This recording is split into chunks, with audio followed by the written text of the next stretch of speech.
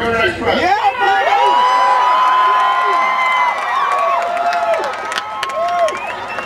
In 10 days' time, you'll have the chance to bring the change we need in Washington. That's the good news. But we're going to have to work. Right. We are going to have to struggle. We're going to have to fight every single one of those 10 days to move our country in a new direction. We cannot let up, and we will not let up, because it's our work. We've got to bring change.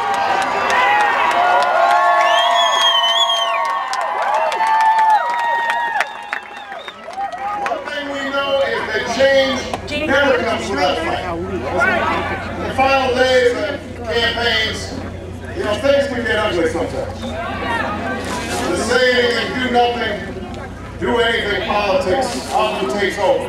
We've seen it before, we're seeing it now. The ugly phone calls, the misleading TV ads, the careless, outrageous comments, all aimed at keeping us from working together, all aimed at stopping change. Well, you know what? This is not what we need right now. No, we don't. American people don't want to hear politicians attack each other. You want to hear about how we're going to attack the challenges facing the middle class.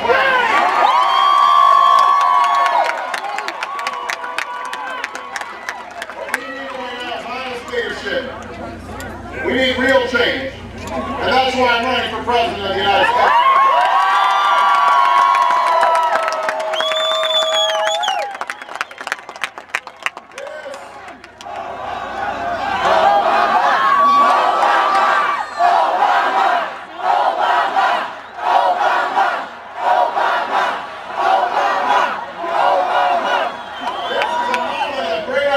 For America. The economic crisis we face is the worst since the Great Depression. The businesses large and small are finding it impossible to get loans, which means they can't buy new equipment, hire new workers, or even make payroll for the workers they have. We lost more than 750,000 jobs this year alone. Unemployment here in Nevada is up 30%. Wages are lower than they've been in a decade, at a time when the cost of health care and college has never been higher.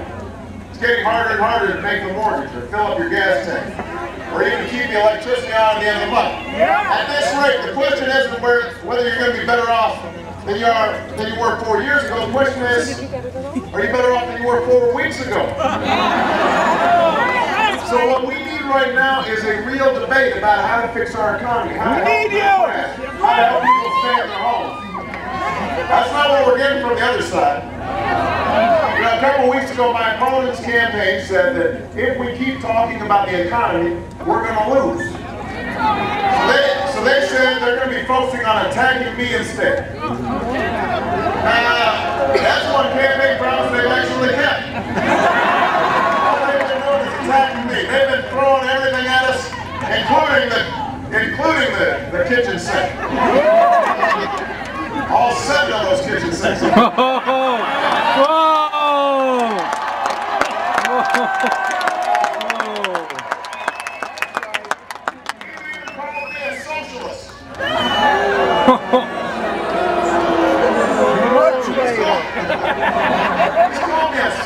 For suggesting that we focus on tax cuts for the middle class instead of the wealthy, instead of for corporations.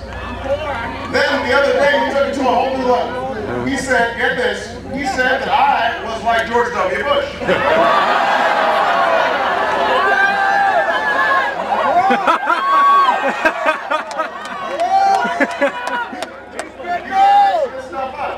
In what may be the strangest twist of this very strange election, Senator McCain said that I would somehow continue the Bush economic policy, and that he, John McCain, would change them. He denounced the president for letting things get completely out of hand. That's what he said. John McCain, that's right, John McCain has been really angry about George Bush's economic policies, except during the primary, when he said we've made great economic progress under George Bush, or just last month when he said that the fundamentals of our economy are strong under George Bush, or the fact that he adopted all of George Bush's policies for his own campaign. In fact, John McCain is so opposed to George Bush's policies that he voted with him 90% of the time for the past 8 years. That's right, he really decided to stick it to George Bush. He said the economy's not as strong as John McCain attacking George Bush for his out-of-hand economic policies is like Dick Cheney attacking George Bush for his going-alone foreign policy. It's like Tonto attacking the Lone Ranger.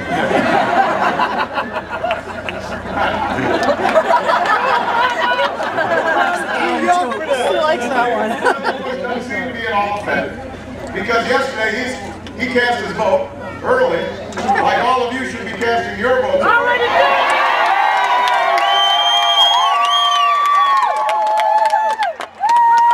Amazingly enough, George Bush cast his vote for Senator McCain. That's no surprise. Because when it comes to the policies that matter to middle-class families, there's not an inch of daylight between George Bush and John McCain. That's right. Not an inch. Like George Bush, John McCain wants to keep giving tax breaks to oil companies and CEOs at companies that ship our jobs overseas. It's the same failed Wall Street first, Main Street last economic policy that we are going to change when I'm President of the United States.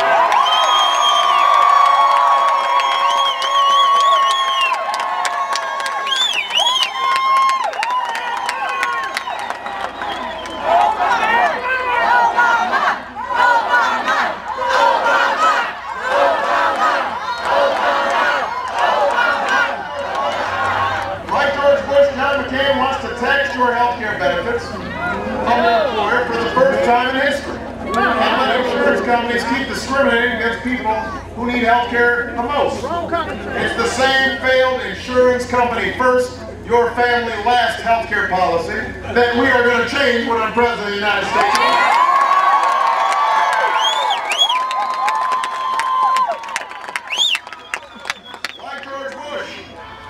John McCain wants to partially privatize your Social Security. Into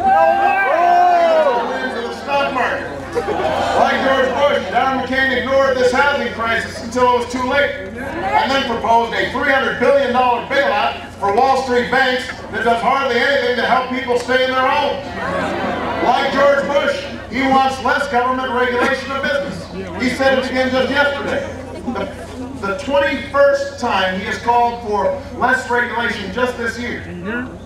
Now, none of us want to see unnecessary burdens on business, but after what we've seen on Wall Street, isn't it obvious about now that we need some common sense rules of the road to protect